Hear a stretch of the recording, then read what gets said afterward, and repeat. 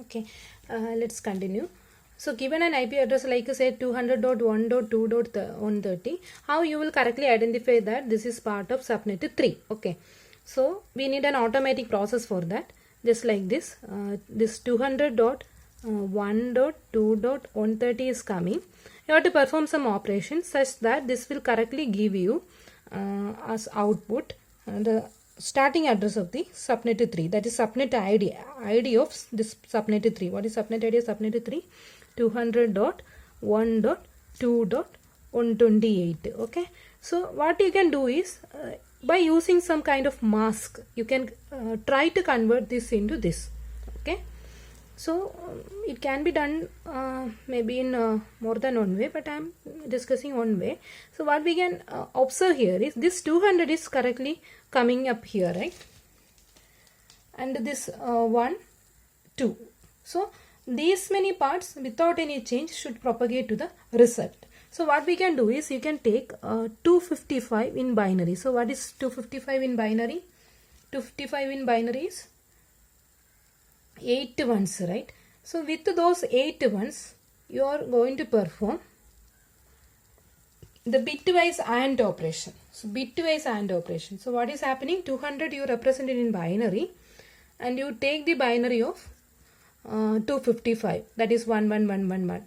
Now you know that with 1, if you are performing AND operation, 1 and 1 is 1. Similarly 1 and, right, 1 and 1 is 1.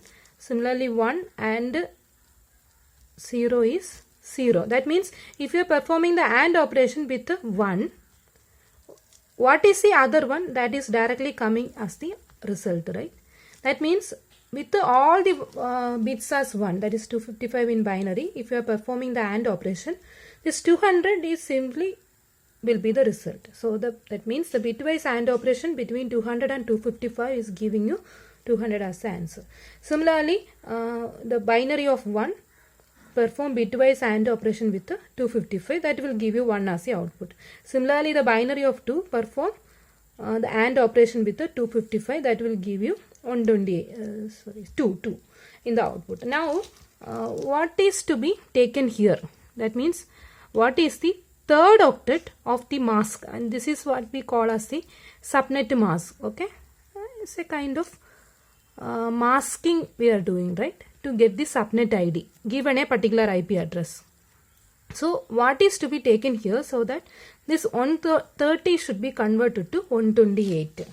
So let's take the binary of 130 just for clarity, that we already written here. This is the binary, that is 1 0 0 0 0 0 1 0. So this is a binary of 130.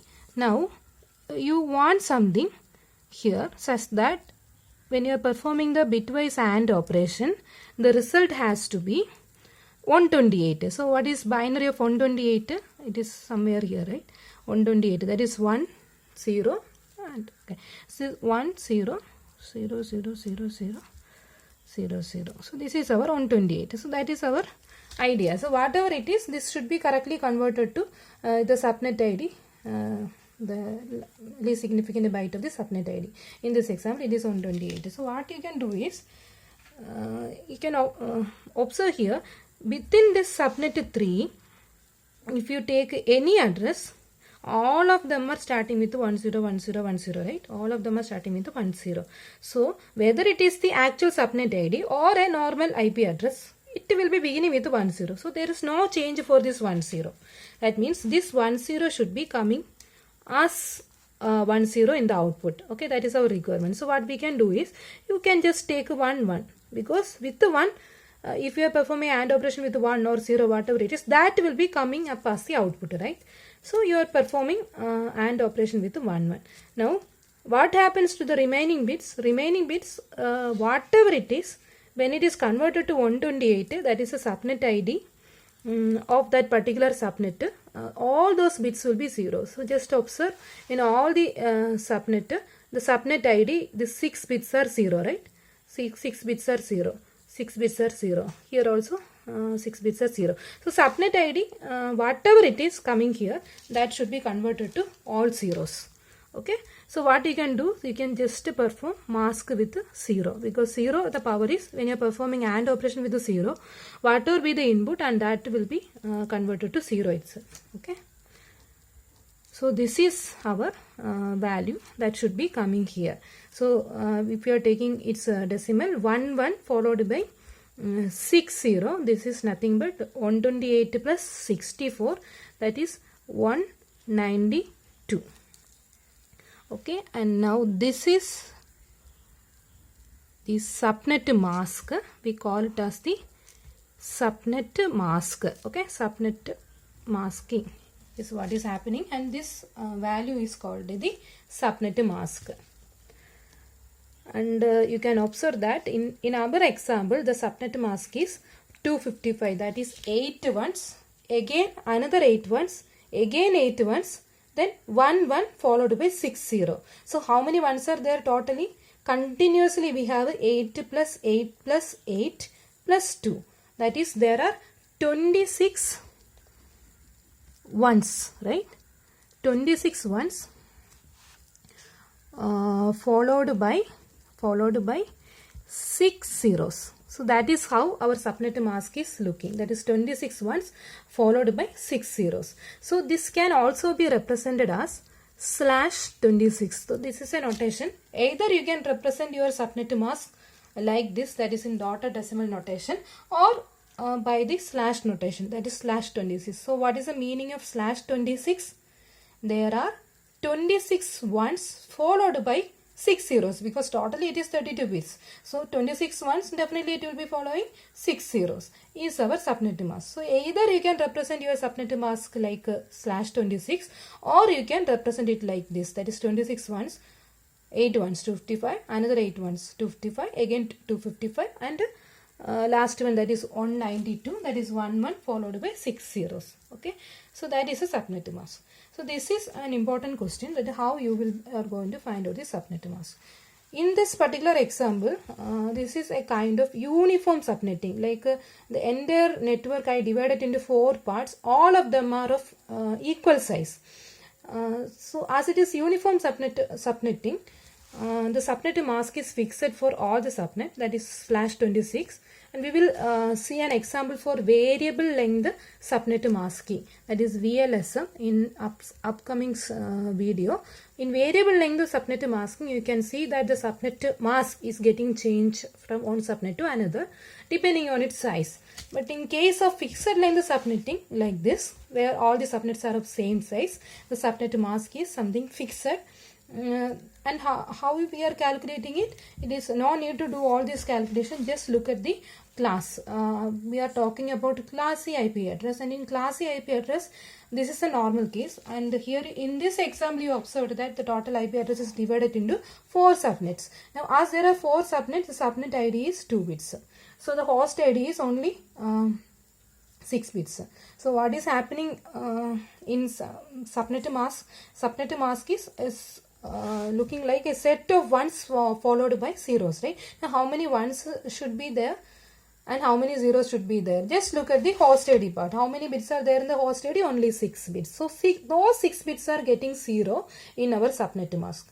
And the remaining 26 bits, that is including this 3 bit, 21 bit and 2 bit together, all these bits are 1, and these 6 bits only becoming 0. So that is how our subnet mask is looking. Now what is the purpose of subnet mask?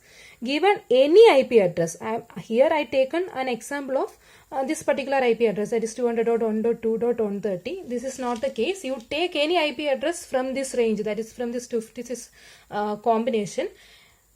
And with that IP address, when you are performing your subnet AND operation with the subnet mask, you will correctly get the subnet ID of that particular subnet. For example, if you want, you can take this example. Let me take an IP address from subnet 4, say 200.1.2. Subnet 4, right? That is 193 to 255. Randomly, I am taking say 194. I can take any example. You just verify, and you perform AND operation with the subnet mask. So in our example, as it is fixed line, the subnet mask is same in all for all the subnet, that is /26 or like this. So what is slash 26? 26 ones, that is 255.255.255.192. Okay, and you know all these ones when you are performing the bitwise AND, it will be just propagating, like this 200 bitwise AND with 255 is 200. Similarly this one, this 2. Now the last part you have to be careful. Just take the binary of 194, perform AND operation with 192. You just verify what will be the answer, because it is no, not because of that, you perform the binary AND operation and verify the answer will be 192 here. And how you are getting 192? Because we know in subnet 4 the subnet ID is 192. So given any IP address, if it belongs to subnet 4, it should return as the answer. That is nothing but the subnet ID of that particular subnet. So this is our subnet mask. So this is the idea. Okay. Now with this information, what will happen at the internal router is,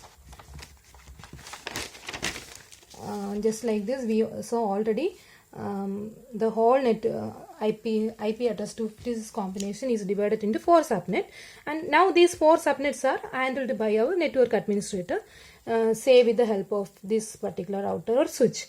Now at this router, the network administrator will maintain a routing table like this.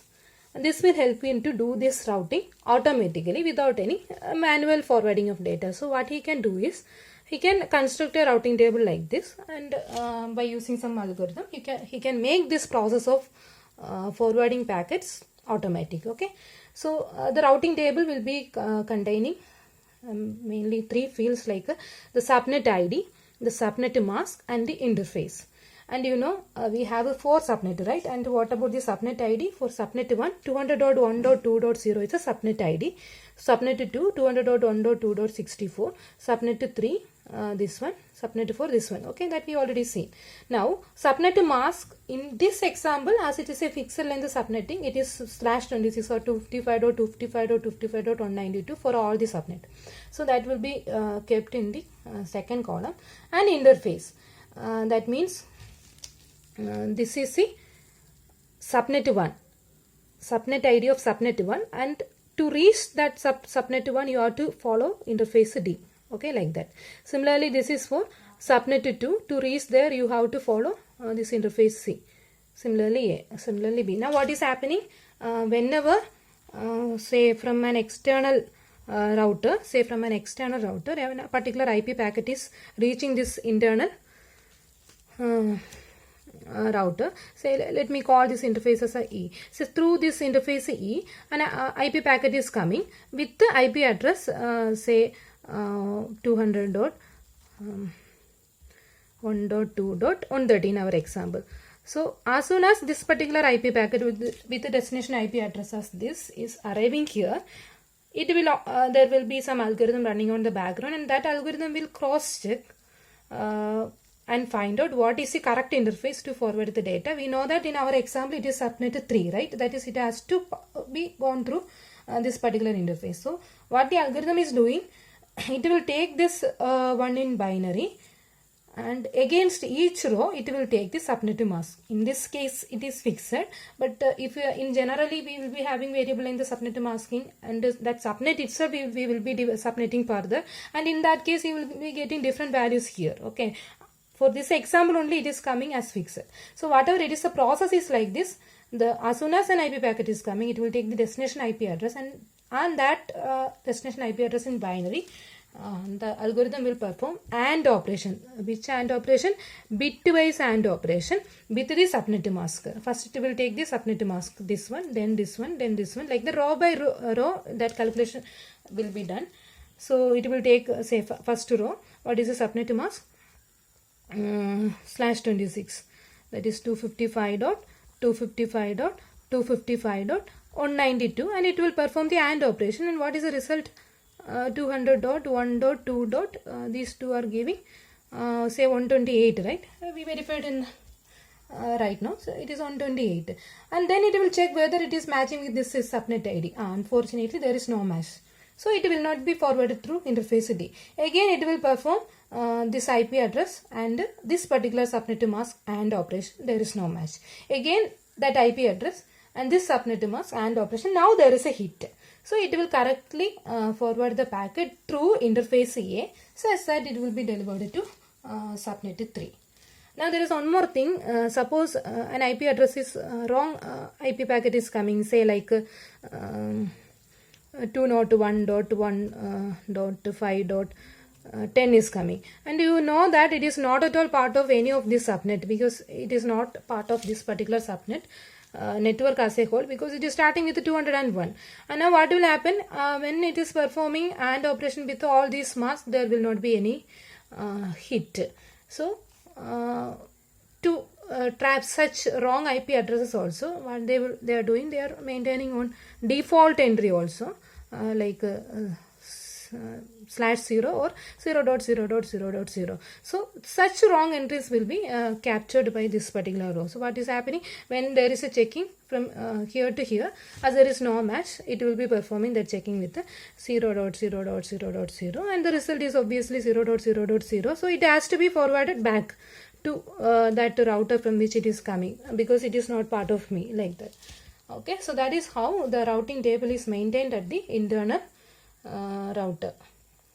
And further, this particular subnet can be divided further, and it can be maintained by a router which is kept internally here. So like that, to any level this subnetting is possible. And also here we discussed a fixed length subnetting, where all subnets are of equal size.